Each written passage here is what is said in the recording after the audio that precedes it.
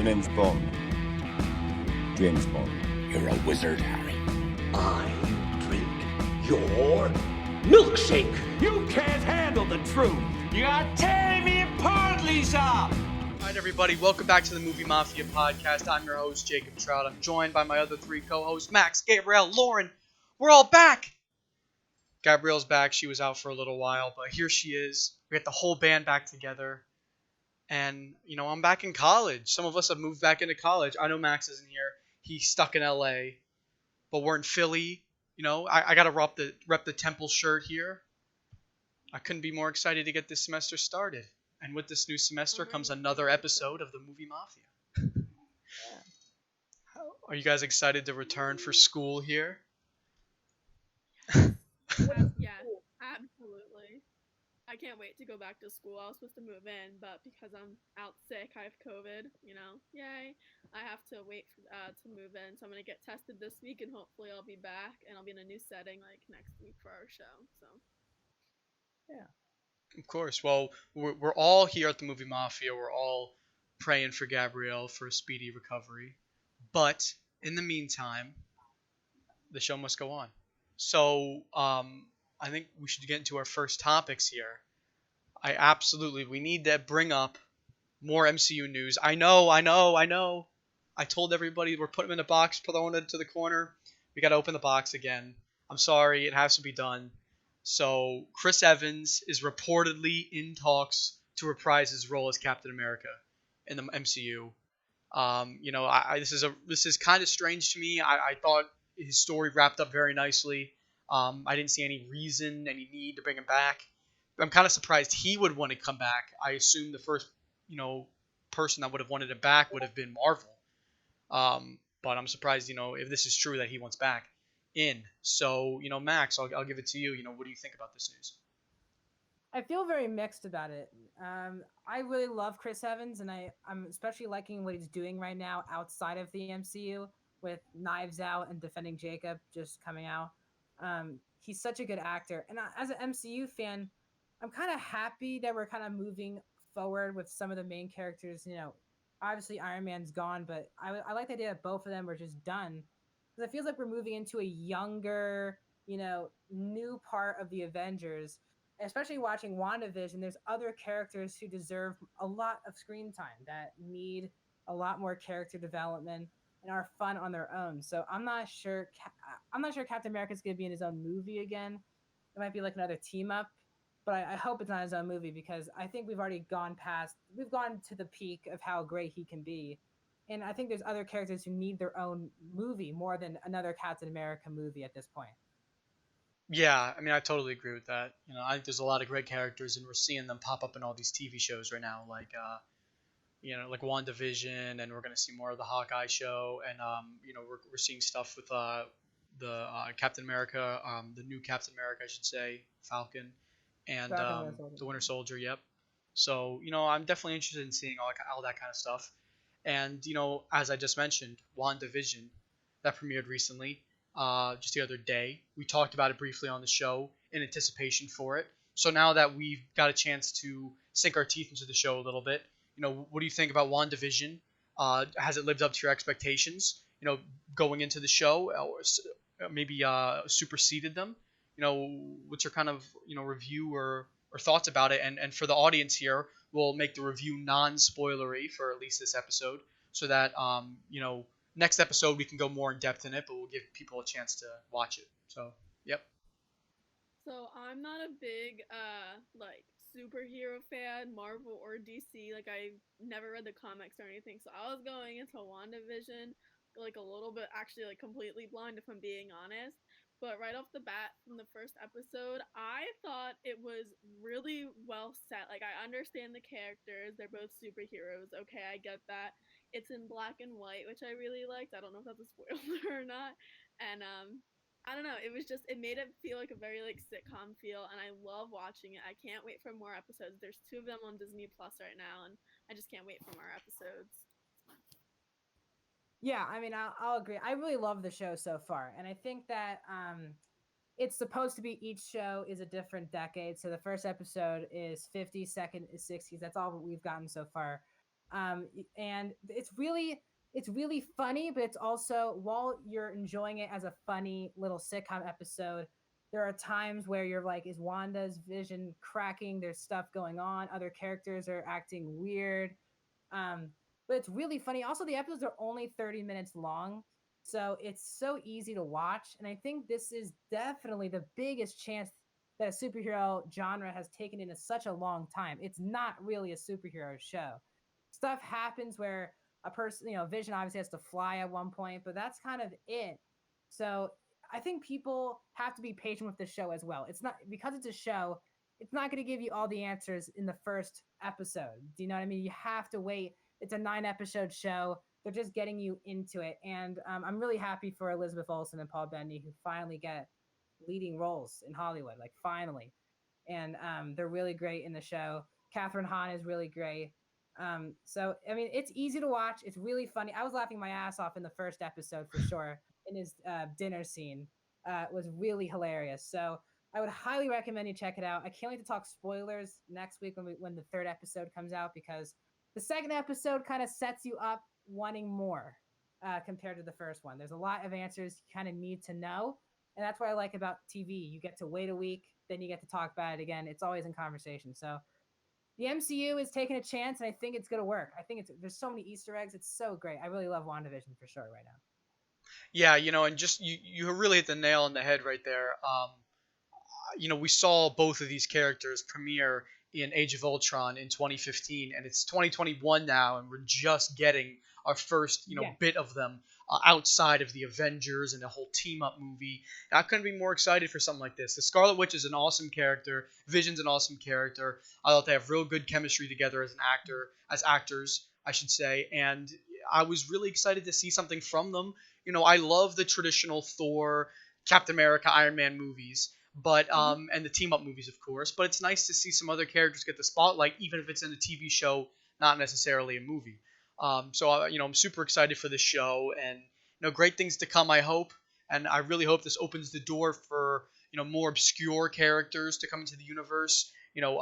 Characters that we know and love to get their own shows and their own films, even hopefully, where they can just dive into their own characters. So the MCU doesn't have to rely so heavily on Robert Downey Jr. and Chris Evans and Chris Hemsworth. Yeah, and it's just a medium where it also is very accessible. It's on Disney Plus. It's only 30 minutes. You're not supposed to, and it's very easy television. It's not really superhero. There's not a lot of action scenes happening. It's just these two characters that you love. And by the way, great chemistry. Like, they really are in love during the entire show. But again, while you're laughing, enjoying it, in the back of your head, you're like, Vision's dead and Wanda is doing something weird right now. So it's a good balance of, you're laughing, it's a fun show, to kind of a dark horror kind of feel to it as well, with the idea of that Vision's dead. He's not really there. So it's really interesting. For sure, no doubt. And continuing, we'll keep the track of our MCU news a little bit here, just so we can knock this all out in one shot. So we have Ethan Hawke joining the MCU show Moon Knight, and he's gonna play the villain opposite of Oscar Isaac, which we know from the Star Wars movies. So this is gonna be a Disney Plus show. So Moon Knight, I don't think a lot of people know about Moon Knight. I certainly don't know about the character, at all. What do you think about the MCU? We were just talking about it, having a, I think relatively unknown character have a prominent show on Disney Plus. I think it's great. I think introducing new characters is what Marvel needs to do at the moment. And I think that Oscar Isaac is also such a good actor and also Ethan Hawke. I mean, this is an Academy Award nominated actor. It's amazing now how superhero movies can get all these big time actors now so easily. Like, back in the day, all these big time actors thought, they're not for them. It's only for a certain audience. But now you have Samuel Jackson, like all these very, very, not just famous actors, but like Oscar Award winning and nominated actors. Ethan Hawke is a really good actor, and I'm really hoping this show is good. And the fact that, just like you, I didn't really read the comics about Moon Knight, so I don't really know anything about the character, which is great. We don't always have to read the comic book and just have to and be excited. It's good to be excited for something you don't know about. No doubt. I totally agree with you. Um, just from like a bit of googling, he's for his first appearance in comics was in 1975, which I think is ridiculous. And as an outfit wise, he looks incredibly cool. Yeah. It kind of reminds me of a sort of Batman style character. It's probably what they were going for. It seems the inspiration very really taken from that. He seems to wear like either white or black. It kind of seems to vary. But I'm super excited to see this character. I hope they do a really good job with it. Yeah. The MCU is definitely has lesser known characters than DC does. And I'm not saying the MCU is more popular than the DCEU, but Marvel characters as a whole are definitely less popular than the DC characters because of how popular Batman and Superman are, and that extends to their lesser known characters, which makes it really difficult for them to bring in really unknown characters like Moon Knight and make them successful because there's a risk involved for them. Spending a lot of money on developing, producing a show, and if it doesn't turn out well, then that can really slam the door in the face of potential, characters, new characters coming to the universe. And if you don't have new characters coming in, your universe is going to get stale. So I'm really hoping that this show goes above and beyond and takes some risks and gambles, and hopefully delivers us something special. Yeah, and I think going new is good, and especially like WandaVision, for example, too. Those characters don't get a lot of screen time in the films. Like they were very much supporting characters, and Vision is basically in 2 movies. He dies in the third one that he's in. So, it's nice to see other characters. They say like Falcon Winter Soldier, Loki's getting an entire show. And TV seems to be the way now. I mean, instead of getting a 2-hour movie with these characters, you get basically 6 hours plus of these characters on screen, which is, I think, better for the audience, better for the actors themselves, and better for the creators. There's more things to do in TV than film, and I think that WandaVision is a star to the confidence from the fan base and from Feige himself that TV might be more of the direction to go to. Obviously, they're going to have their films, of course, but there's so much more to do on TV. And literally this year, every Friday from now on will be MCU television. So it's going to be so much fun this year watching TV, and Moon Knight is going to be added to that. Dan, it's like, is the movie industry just going to become TV shows? It seems like it. It seems like it it. Sounds like what COVID did to it. Because that's been the thing with Star Wars too, that like the fans before the Mandalorian were like, we don't want TV, we just want to see these characters on screen. And then especially how great Mandalorian is now, Star Wars is announced 15 TV shows now, and only have 2 movies on the docket. So it's just the big franchises know that people want to see 10 hours of these characters, not 2.5. Do you know what I mean? For sure. And feel like I still have my allegiance to movies though. I don't know about you so guys. do I. I'm just saying. Business-wise. I feel like it'd be cool if you had a TV show and then like the movie happens like between seasons of the show. It'd be kind of cool. Like an interesting flow. It'd be different. That's what the MCU is doing, because WandaVision is literally leading into Doctor Strange 2, because Wanda is in that film. Want to watch it? You're making me want to watch the TV show. Exactly. That's the whole point. They're telling you to watch the TV shows, so then you can care and know more about the films. Because if you don't watch TV shows, the MCU is going to lose you on the films. That's the big thing that they're risking. But I think it's going to work. Yeah, I think absolutely the popularity. Yeah, and I was just gonna say, since you mentioned it, the popularity of the Mandalorian, I think, is definitely giving them more confidence in the TV show kind of industry. Yeah, and Disney Plus needs content. They don't really have a lot of original content other than the Mandalorian, and the MCU is basically giving them an entire year of content this year. So, and so far the reviews have been really good for the show. So there's a lot of big future for TV right now for the Marvel Cinematic Universe. Absolutely. And one of the shows you mentioned when you were talking about upcoming MCU shows is the Loki show. And I wanted to toss this in there for a quick second. We know Matt Damon is going to return as fake Loki, I guess. If you guys remember in Thor Ragnarok, Loki was impersonating his father Odin, and the people had thought that Loki was dead. So, but they didn't know, he was impersonating his father. So Loki was running Asgard as Odin, and he had a place set up where he tragically died. Loki tragically dies, and the actor who played Loki in this Asgardian play was Matt Damon, and it was an absolutely hilarious scene. The very beginning of Thor Ragnarok, it was one of the funniest scenes I've ever seen in the MCU. I jumped for joy literally when I saw Matt Damon on screen. I was like, "Oh my God, Matt Damon! What?" So that was absolutely ridiculous. And they just announced recently that Matt Damon is going to be coming back in Thor 4: Love and Thunder. So, and obviously we know that's the movie where Natalie Portman will be returning as well.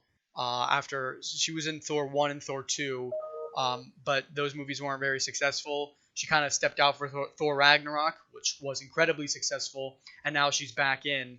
So, she's going to play some sort of role to be determined. We know that she's going to have Thor-like powers. We don't really know how it's going to play out. But, yeah, so Matt Damon's back, and it's not a huge deal. But I have to say, I am extremely excited to see how he turns out in this movie. I really want to see what role they have in store for Matt Damon. It's good for me because I think Matt Damon's really cute, so I get to watch him on screen even more. Oh my gosh. Yeah, I mean, it's exciting too. It's another camp. Taika's back for this one as well, so it makes sense. And they started filming this month, so it's good that we're getting now we're seeing footage now, pictures from set. This is a fun time now where you're seeing Spider-Man filming at the same time as Thor. Like, it's a lot of fun right now for a Marvel fan right now. For sure. A lot of movies to come in the coming months, in the year or so, for the MCU. And closing the door on the MCU, our last superhero topic for the show, we got to go switch gears to the DCEU. So the Zack Snyder Justice League movies. So we know, we've talked about this before, the Snyderverse, the Snyder cut. Zack Snyder was the original director of Justice League, blah, blah, blah. We've talked about this a billion times. But his cut of the film, we got new news. It's planning to be around 4 hours long. So it was originally speculated that it was going to be 4 different parts of 1 hour each, and it's going to be almost like a 1 hour episode of a TV show, and they're just going to release boom, boom, boom, boom for 4 different episodes, basically. And that's how his movie was going to be broken up into. But that has since been changed. Zack Snyder has confirmed on Twitter himself, when he was responding to his fans, or Instagram, Twitter, whatever social media was, that the movie will be 4 hours long, just a straight 4 hour cut. It's not going to be broken up at all, and this is not including the credits and a potential end credits scene. So 4 hours plus, if you're the type of person who watches all the way to the end of the credits. So I think this is a massive movie. I'm a diehard superhero fan, so I'm excited, but a lot of people are not the same as me. And, Justice League itself wasn't that good. And there's not many people that are going to go, all right, so we're just going to sit here and watch this 4 hour movie that was basically just like the original one. Obviously, there's going to be changes. We don't necessarily know what those are, but we have to imagine that a decent amount of the film will stay the same. There's has to be some similarities. So I'm hopeful for the movie, but I really don't think it's going to get the viewership that Warner Brothers is hoping for. Yeah, and I thought that it was such a strange move to not do 4 separate episodes and make it weekly, because that's what is making WandaVision and Mandalorian work, is that you watch an episode and it stays in the news for a week until the next, it becomes relevant for a couple months because it's weekly shows. Now you're making it 4 hours, and I know people can just pause it, but spoilers are going to be out there, so you're going to have to make people to watch it for 4 hours straight. And then it's still, you might forget about it later, because you're not thinking about what could be next. You're just going to know everything automatically.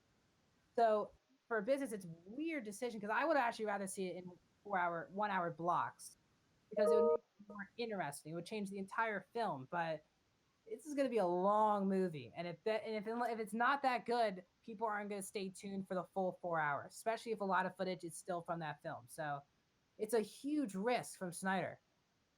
Yeah, and of course this is amidst all the controversy with Ray Fisher, and Yeah. he plays Cyborg, and he's since come out and said that he hasn't enjoyed his time working with Warner Brothers, different people behind the scenes that he's conflicted with, and has had a lot of different issues with. I don't want to talk about too much on the show because there's plenty of extensive reporting, and you can find all this information from Ray Fisher's social media.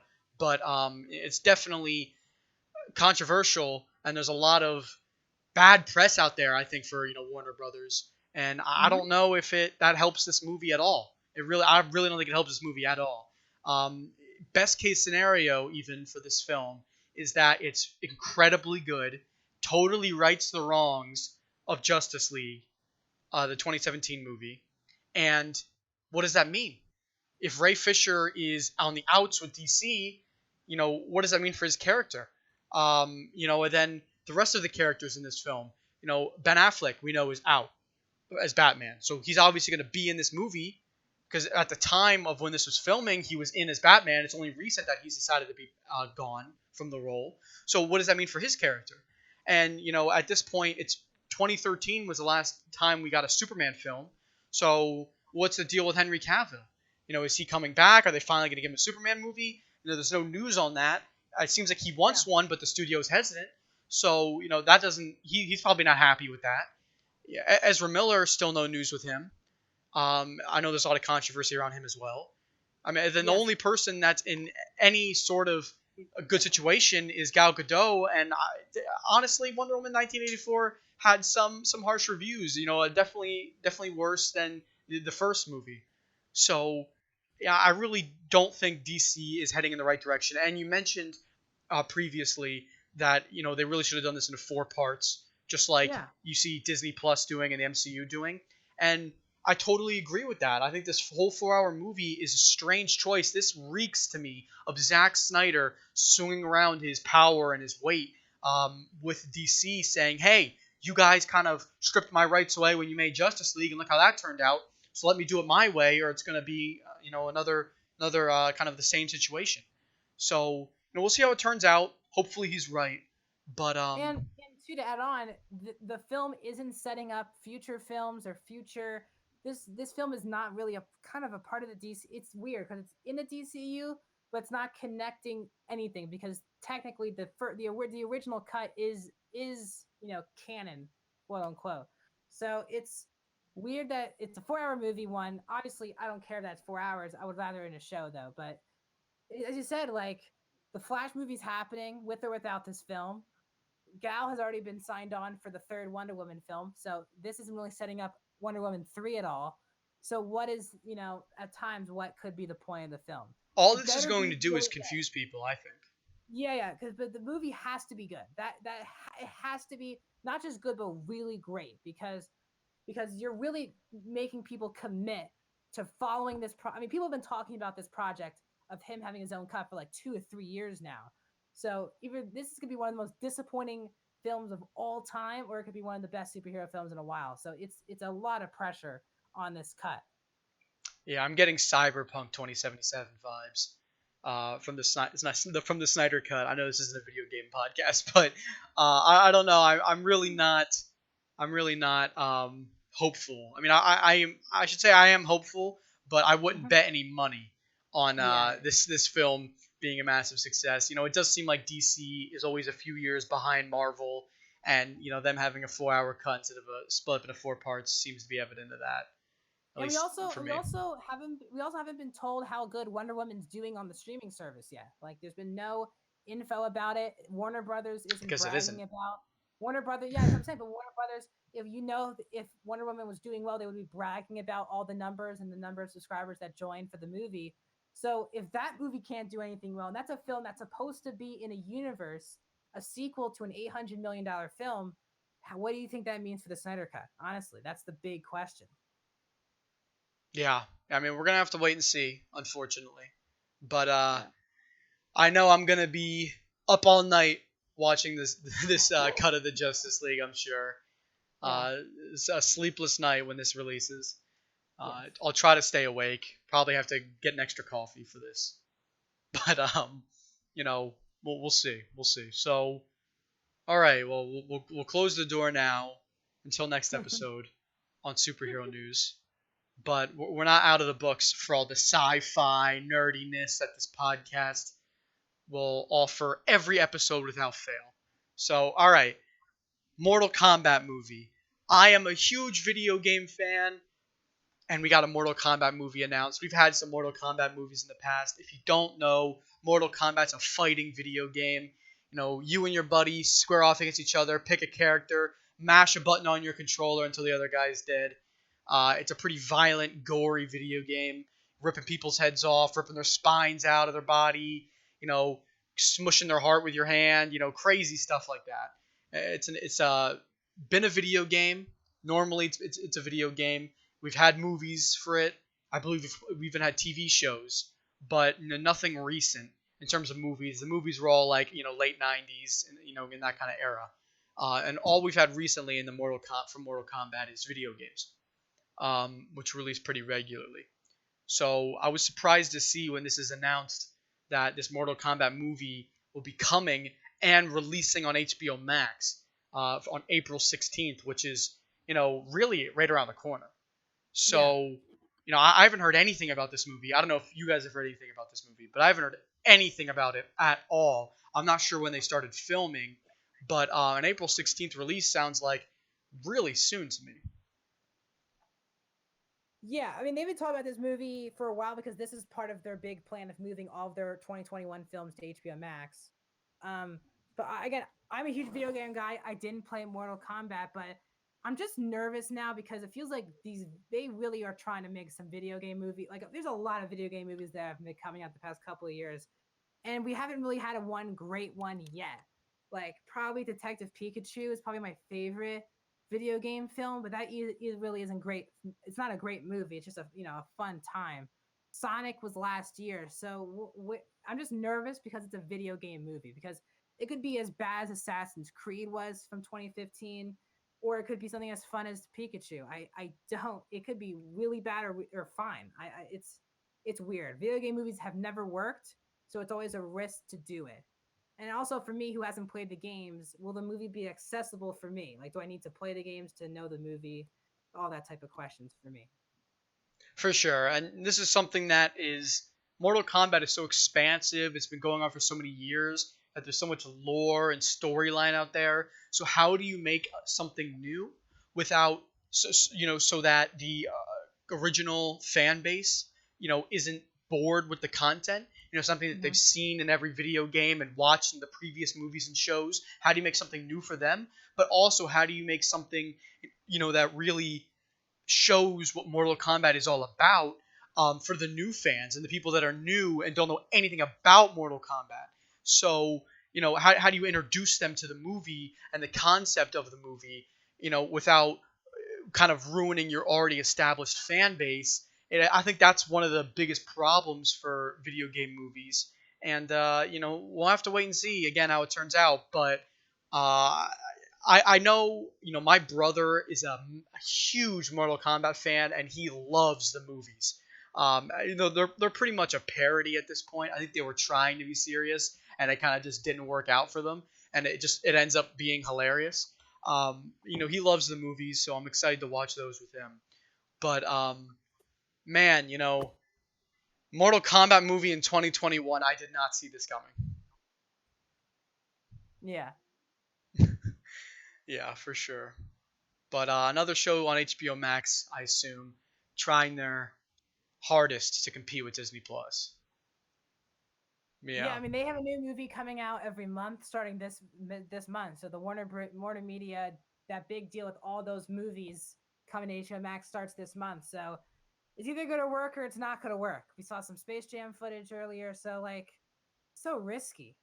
Well, on that, I know that Netflix is releasing 70 movies in 2021, and that's about like a movie a week. Wow. So if HBO Max is trying to compete with Netflix, they have some tough competition, because not everybody's like, wow, 70 movies? I get to watch a new movie a week. So I find that crazy. It's crazy. And I mean, I saw 50 plus last year from Netflix. It's tough to compete because Netflix is kind of like its own movie theater too. just like movie theaters, there's a new movie every week. There's more stuff to talk about, and that's what Netflix has been doing for years now. And well, as you said, can HBO Max compete? Because Disney Plus isn't really releasing original movies. They have a couple, but not a lot. HBO Max is releasing everything, like Matrix, Suicide Squad, everything's coming on HBO Max. Can it compete with Netflix? It's gonna be tough. Because Yeah, also HBO Max, I don't know, but as of I was saying HBO Max isn't released. It's only here in the United States. So how can it compete if it's not available worldwide too? yeah, it's definitely a good point. I think one of the biggest things to me is it seems like HBO Max is continuing to release recycled content. Yeah. I'm hoping for something new, and that's kind of what we touched on. Netflix releasing new movies. Um, and another thing about this, Netflix has known that they're going to need these movies for a while now. They knew The Office was going off Netflix. They knew all these shows that were going off Netflix, maybe over a year or 2 years ago, when all this was kind of set in motion. So at that point, when we first got the news that The Office was going to be off Netflix eventually, everyone was kind of like, oh my God, what's going to happen for Netflix after this? And right at that point, I assume maybe even before that, Netflix was got to the drawing board and they were thinking, okay, we have to have movies coming out right at this point. We have to just flood our streaming service with content because we're going to lose viewers who are only loyal to a show like The Office or whatever else that might have left. So we have to replace a show like that with something even better than that. So this isn't something that kind of just dropped out of nowhere, like, oh my God, they lost The Office and it's done. They've known about this and they've had all this time to prepare this content. And that's what we're going to see, and hopefully it really delivers. Because right now it seems like Netflix and Disney Plus are kind of the two, number one and number two, kind of fighting over for dominance of the streaming services, and like other stuff like HBO Max is kind of just a rising up and comer. We'll see if their content can really deliver. But it gives us a really good slate, I think, as fans. We've talked about this before on the podcast that there's all these streaming services, all these things you have to pay for, but at least we have all these different options, and all these streaming services competing against each other drives up the content, and presumably gives us as fans better content to watch and consume. Yeah, completely agree with you. I mean, it's crazy, the competition. It's gonna take a while because Netflix has been a thing for a long time, so it's gonna take a long time. But as I said, Disney Plus is really great right now. I mean, they just finished Mandalorian season 2, then Soul hit, which everyone unanimously loves, and now WandaVision. Like, Disney Plus is on a roll right now, and they clearly, as you said, who would have thought we would be saying they would be second place a year into their beginning? So that's a huge plus for Disney Plus, but HBO Max has to be above at least Disney Plus by the end of this year with all of the content they're releasing. Yeah, I totally agree with that, and we're gonna have to wait and see if they can really deliver. I mean, Disney Plus, they have like the Taylor Swift special that, like, I know as a big music person as well. I was on Twitter the day that it got released. So many people were getting Disney Plus for the sole reason of watching that, and that's probably how they were with all these with WandaVision as well. Like, these movies and these, like, they're really branching out to everybody. Like, I just can't believe how, like, we always knew Disney was so diverse, but now it's really dipping their toes into everything. There's so many things on Disney Plus right now. My watch list is like 50 things long, and I've seen half of them, and it's insane. I absolutely love Disney Plus. For sure, no doubt. Yeah. And on the topic of, we were talking a little bit about HBO Max and all the different Warner Brothers shows. We know Lucifer is kind of in that realm, and Lucifer season 5. We had that a while ago. It seems like it was years ago that I watched Lucifer season 5, or at least 5A as they're calling it, the first half of season 5. And it was to be announced, I suppose, for Lucifer 5B, the second part of Lucifer season 5. And we just got news that there is still no set release date. It's not yet done filming either. So I'm a huge Lucifer fan. I've watched all of the 5 seasons, or I should say 4.5, I suppose, seasons that have come out thus far. So I was really hoping that Lucifer season 5 was just about ready, and they were kind of just kind of tying up the loose ends to the show, but that does not seem like it is the case. They're still not done filming. No set release date. This seems like this could be dragged out for quite a while, and I'm really hoping that's not the case. I thought the first half of season 5 did such a good job, and if they continue to wait so much longer, they're going to really lose all their steam, and I'm worried that this season is going to fizzle out, and along with the show. Well, I guess we're gonna have to see how that turns out. But have any of you guys got a chance to watch Lucifer the recent season? You have. I think I did. Do you remember? Like I said, it was a while ago, but like Lucifer's like trying to get Chloe back, and she has like all these other old boyfriends. I don't know. And then like the time freezing thing was a problem. I think God intervened. yeah, there's that basically sounds like Lucifer in a nutshell. The first half of season 5 was all about Lucifer went down to hell and he was trapped there for an extended period of time. And just as Chloe was getting over him, Lucifer's twin brother Michael came to Earth, and he looks just like Lucifer because he's his twin brother, and he's has his accent completely down. So he kind of like tricks everybody around him, especially Chloe, to believing that he's Lucifer. And then kind of goes on, and then Lucifer gets wind of what's happening, comes up from hell, and it kind of creates a whole situation. And season 5A ends with while Lucifer and Michael are feuding, God comes down and says, children, I don't like it when you fight. And that's kind of how it ends. And it's like, oh my God, we see God for the first time in the show. Yeah, like what's God's deal? Like whose side is he on? Is he shipping Lucifer and Chloe? Like, it's hard to say, but I think that's probably right. And I thought the funniest part was that the guy who plays God is the guy from the commercials. Oh my gosh, why can't I picture his name? Oh my gosh, he's the dude from the Allsafe whatever commercials. The black guy who's like your yeah. Whereas like the logo is like their hands or whatever, right? Yeah, Haysbert. Are you in good hands? Yeah. Because it's God. Are you in good hands? In yeah. God's hands. I figured it out. Yeah, he's literally God. So I don't know, that I'm getting Morgan Freeman vibes from this, but this is ridiculous, and he is an amazing cast for this to play God. I don't know what I picture when I think of God, but that's probably it. So at least it is from now on. But oh my gosh, so that's absolutely ridiculous, and that's exactly one of the reasons why I'm excited just talking about it. That's one of the reasons why I'm so excited for a second half of Lucifer. And to my other co-hosts who haven't got a chance to watch the show yet, I strongly recommend it. Great show. But yeah.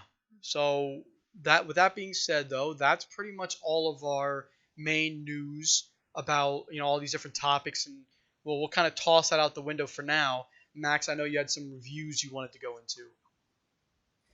Yeah, 2 new films that came out this past week. I'll do the worst one first and the good one to end the review. First one is as we've been talking about, Netflix movies releasing every week. Their past new one was called Outside the Wire, which stars Anthony Mackie, who is the Falcon in the MCU. Sci-fi film. He's basically like the Terminator. He's like an android.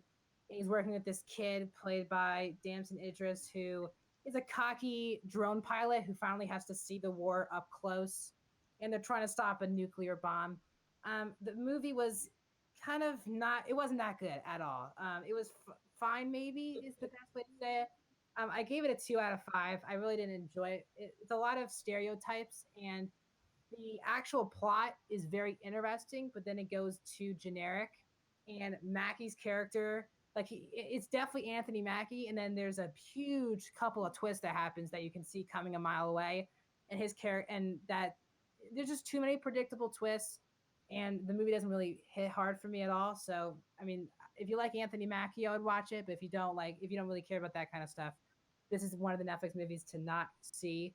And then the other one is that you should see, which will be nominated at the Oscars, is One Night in Miami, which is the brand new Amazon Prime film directed by Regina King, just coming off of her Watchmen praise as an actor, getting into the director's chair for the first time.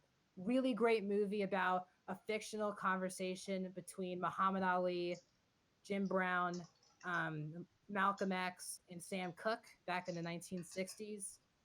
Leslie Odom from Hamilton is in it. Aldous Hodge. There's a lot of great actors in here. Really great is Malcolm. Whoever plays Malcolm X, I think is like I forgot his name. It's a very weird name that I don't want to mispronounce or anything. But he should be nominated. Leslie Odom, who, if you like Hamilton, is Sam Cooke, is pretty much incredible and will be nominated at the Oscars. So it's on Amazon Prime. So if you have Amazon Prime, it will be nominated for a lot of categories at the Oscars. So again, we're in that couple of months now where we're leading towards the Oscars and all these big movies that are going to be nominated are coming out. So it's called One Night in Miami. I would really check it out. I gave it a 4 out of 5. My main issue with it is you can feel like it's a play. It's very much, it's just maybe 1 or 2 rooms. So if you don't like conversations that much in movies where you're just watching people talk, this might not be the movie for you. But it's a very powerful conversation between Malcolm X, Sam Cooke, Muhammad Ali, and Jim Brown. So I would highly check that one out as well. Awesome. Well, definitely some good options there and some good things to watch. And I did want to quickly backtrack. As you were giving your reviews, I realized I glossed over one topic. So just wanted to quickly mention that we got some news that Warner Brothers moved their film Godzilla vs. Kong to March 26th as its release date. And we know that this film has been done for a little while now. They've kind of just been waiting for a good opportunity to release it. This release date is 2 months earlier than they previously announced. So for fans of Godzilla, King Kong, and this movie in general, this is good news for you. This is going to be on an HBO Max. It's one of their HBO Max movies. But moved up 2 months is a pretty big deal, and I think it surprised a lot of the fan base. I'm not one for the monster kind of movies. We've seen a bunch of, plenty of movies. We've seen the Godzilla versus some incredible monster and just massive fighting. And the action is always good, but the storyline always seems to be a bit lacking. Character development, plot, all that. So I'm sure it'll be a fun movie to watch if you're into just seeing 2 massive creatures just destroy the heck out of an entire city. Yeah. But other than that, I don't really think it's going to be all that, impactful, I should say. Yeah, this is the end of the MonsterVerse. We had Godzilla, then we had Kong Skull Island, and we had Godzilla King of Monsters. So nothing great in that batch of movies. I think Kong Skull Island was probably my favorite they've done so far in this whatever universe I guess they're doing. So I'm kind of weird to not see this in a movie theater because literally these are the exact movies that you only see in the theater and you don't really rewatch them at home. Like I haven't really seen I saw the Godzilla movie once in theaters, the last one. Didn't really enjoy it. Haven't really even thought about rewatching it. So will this film be the best? I really don't know. I'm not as fascinated in it as I should be. Yeah, I totally get that. If you told me 10 years ago that there was going to be a trilogy of Godzilla and King Kong movies, climaxing in Godzilla versus King Kong, I'd be like, dude, that actually sounds kind of cool. Now that we're here, I'm kind of just like, all right, flip the next page. I'm good. Yeah. But I will be watching it, of course. We'll be watching it. Trying to keep an open mind. But just seems like another dud to the streaming service. Yeah. But we'll see. HBO Max has a lot on their plate, so we'll see. But I'll tell you what. You mentioned Kong Skull Island in that batch of these kind of movies that have come out, and there wasn't many things that come good from that type of film. But one thing I will say, my 4-year-old sister has been obsessed with like squids and octopuses and stuff like that. Yeah. So she wanted me to get her like more octopus stuff. So I was on YouTube looking through octopus YouTube videos for her to watch. She saw King Kong killing the giant squid in Kong Skull Island, and I was like, obviously didn't want to show her that because it's a graphic movie. And she's like, no, I want to see this. I want to see this. And I was like, no, that's probably not a good idea. And she basically made me to 4-year-old, bosses me around. So we watched it, and that's all she does now is just watch that scene on YouTube of him eating the squid. So if there's one movie or one good thing that's come out of these movies, it's distracting my 4-year-old sister. Yeah. Kong Skull Island. Yeah, that was something else. That movie. Yeah, no doubt. All right. Well, let's keep moving along here. Gabrielle, I saw that you wanted to talk a little bit about the Cinderella movie. Take it away. Yeah. Oh my god, this movie is driving me crazy because I am so excited for this movie. The cast of this movie is unreal and I'm so excited for it, and I have seen almost no promotions for it. Can anyone back me up? Like, has anyone seen like They have any not sort released of anything. promotion? No. They haven't released anything. No, and I saw when I was Googling the movie, I cannot find if it's going to come on a streaming service or not. I don't think it's going to come on a streaming service. It looks like it's like an IMAX, real 3D release, just like in cinemas. So like I guess if they're not going to put it in a streaming service, they kind of assume it's not going to do good.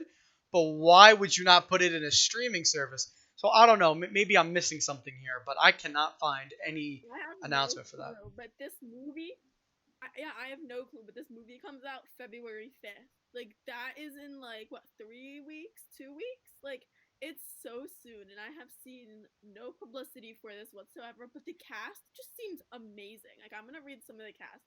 Camila Cabello plays Cinderella.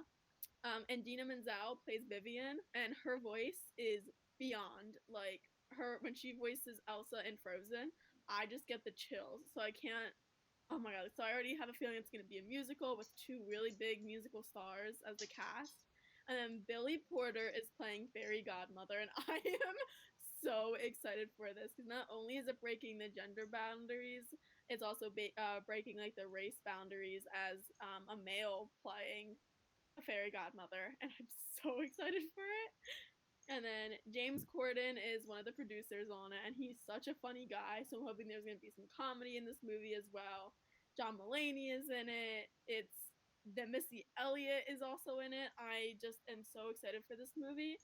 I have no clue if it's gonna be good or not because I haven't even seen a trailer yet. But it's coming to theaters. I'm guessing theaters soon, like we were just talking about. So this is just something that as soon as it comes out, I'm probably going to go watch and not shut up about. So let's hope it's good. Yeah, I'm right there with you. I am actively trying to find a trailer, and I can't. Yeah, so this movie comes out in like 2-3 weeks, and there's no trailers. There's no trailer. It must be terrible. It has to be, right? Because if you don't if you can't promote your movie, it must not be good, right? Unless they're maybe it doesn't exist. Oh no, I went onto Instagram to try and find it, and there's an Instagram page. They only have 9 posts, and the most recent post is from January 9th. So it's like a real movie. Like I'm not like making this up. No, you're not. What's John Mulaney doing in it? Is he like a character? Who? Who is like John Mulaney playing?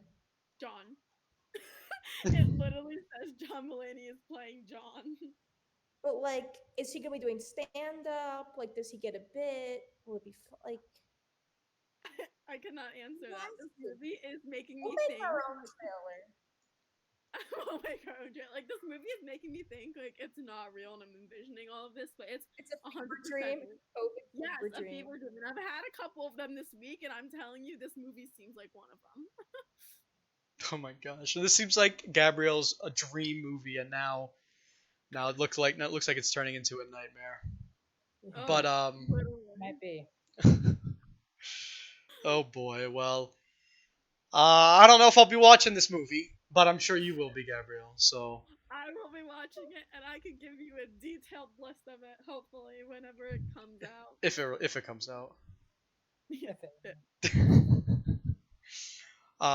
Well, with Cinderella's craziness behind us, I suppose for now, Lauren, I know that you had some you had a show that you or a movie I you wanted did to talk watch about. something.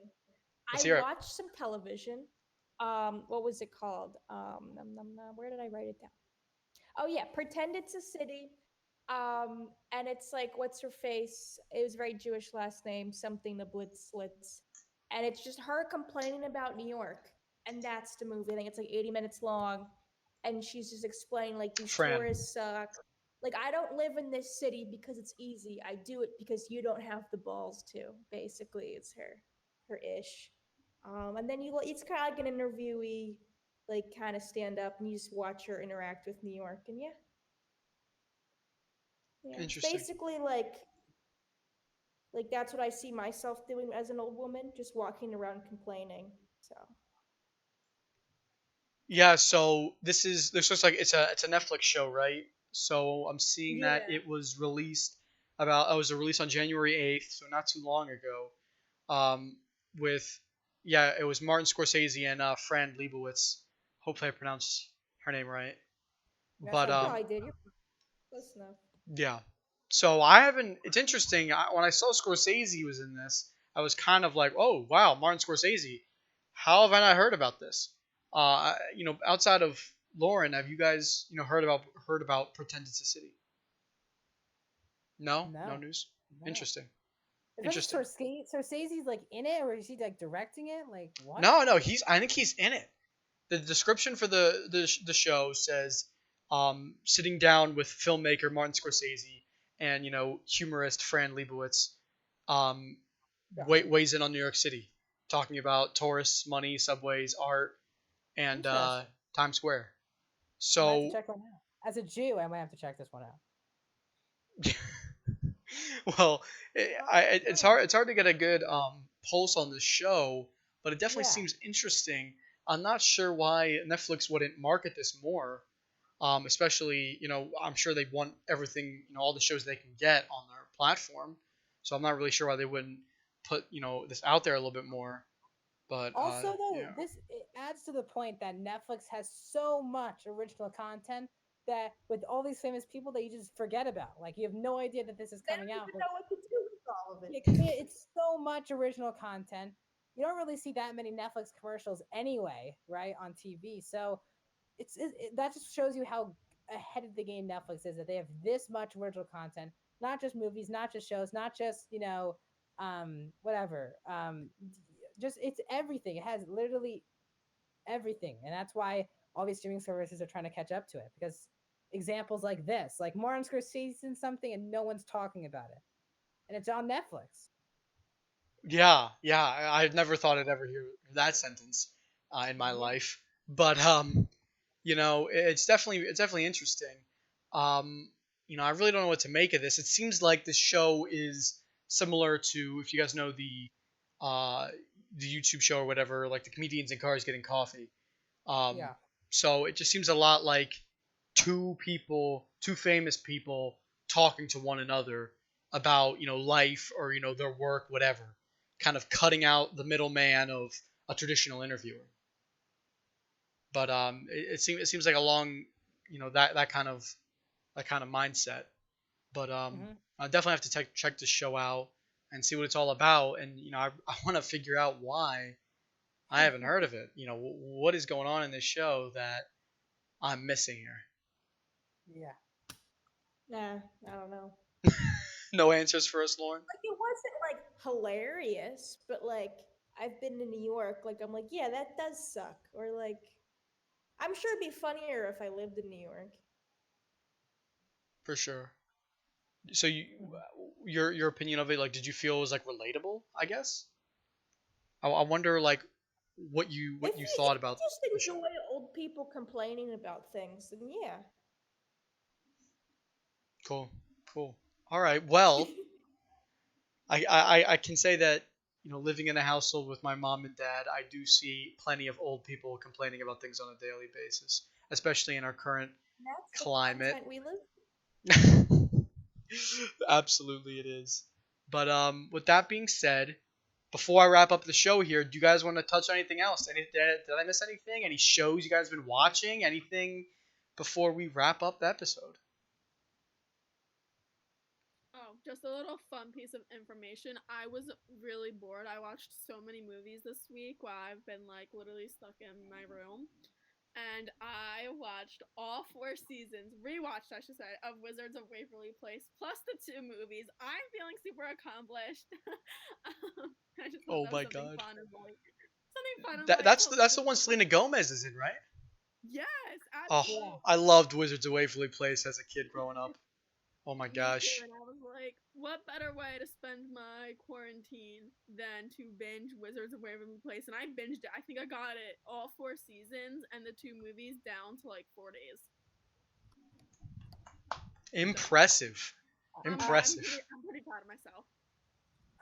Only other show that I watched this past week was I finished part 2 of the Tiger Woods documentary on HBO. Just finished last night, and they got into the scandal and they got to a lot of his mishaps during his career. It was really fantastic. So if you like the golf or just sports in general, Jeff would check out the Tiger Woods documentary on HBO.